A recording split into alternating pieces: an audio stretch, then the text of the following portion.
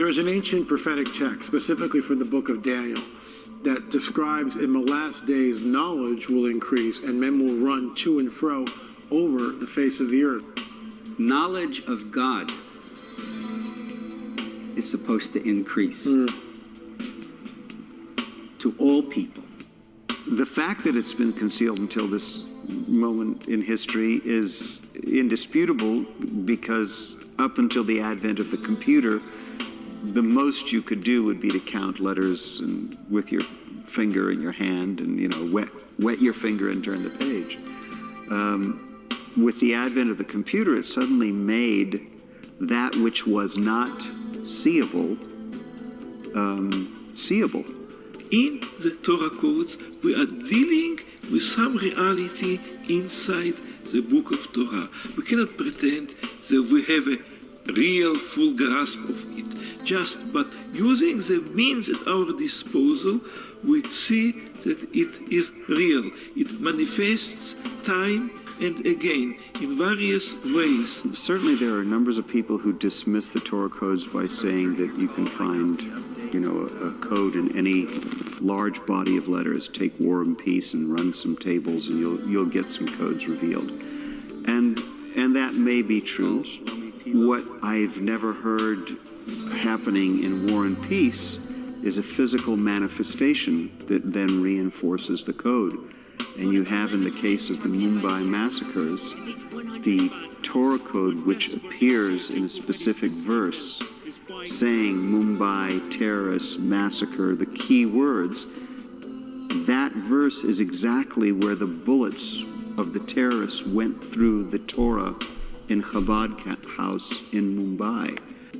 I don't think they found a copy of War and Peace with a bullet hole there that had the same code revealed in that chapter. And I've had the same experience of a Torah code that had my name, my rank in the Israeli army, my date of birth, my father's name, and it appeared in a verse in the Torah that was exactly the verse that a group of rabbis chose to be inscribed in a brass plaque under a picture of me. There's something very unusual in the Torah text, something that's unexpected to have happened by chance, and it's there by design. When we read the Bible in English, particularly the Old Testament and the Torah, the first 5 books, we are reading a condensed English version from the Hebrew. The commentaries on the Hebrew of the Torah in English done for the Jewish community contain 35 times as many words as you see in English. A recent table on the Twin Tower attack with September 11th, massacre, twins, towers, and the most interesting feature is that all the codes came up over the plain text in the book of Exodus and fell from the people this day about 3,000 men. Interestingly, the Torah knew how many would die before the U.S. could tally the dead. Are you trying to shoehorn Torah codes over the plain text so that, let's say, keywords in the code will also appear in the plain text? There was an experiment that was done. In fact, the experiment was published in 2004. And the probability of something like this happening by chance was extremely, extremely small.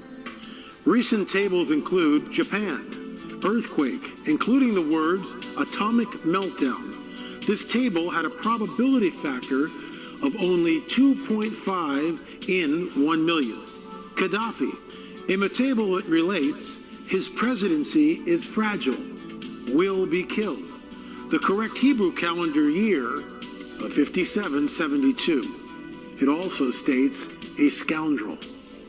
Let it be said that there are mysteries there that are just beyond human doing. We can understand once they're showed to us, but to have done it, it's a whole different deal. 3,000-4,000 years ago, no. This is magnificent stuff. A very recent table, which we asked Professor Haralick to do on the Nephilim, states, Nephilim, sons of God, end of days. What does this mean? Are modern Nephilim walking the earth in the end of days? What was the ephod? What was the ephod that was used thousands of years ago? Tell us about that. Yeah, the ephod was really, it looked like an apron for the high priest. An apron? Yeah, it was like an apron, right? And this was connected to a breastplate. Now this breastplate was folded, and inside, this, like a pocket inside, was a parchment with God's name. Because on this breastplate, which was joined to the ephod, there were 12 stones, and the names of the 12 tribes were engraved on it. And then, when a question was asked by the high priest, then the letters of the tribes, I mean those letters which have the answer, came out. So the high priest could find out through the letters which were shining, lightning, the answer to the question. We know that the ephod was lost to us thousands of years ago.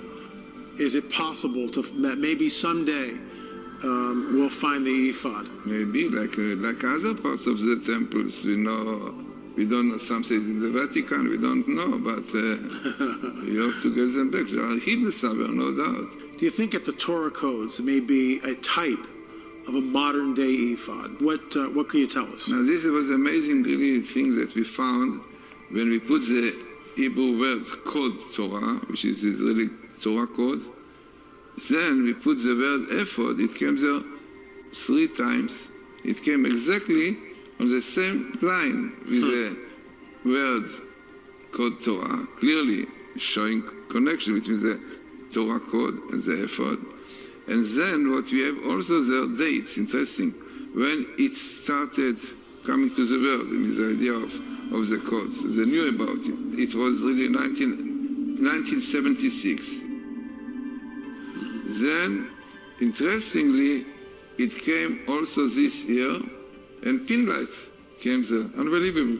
Pinlight came there, minimal in the Old Torah, unbelievable.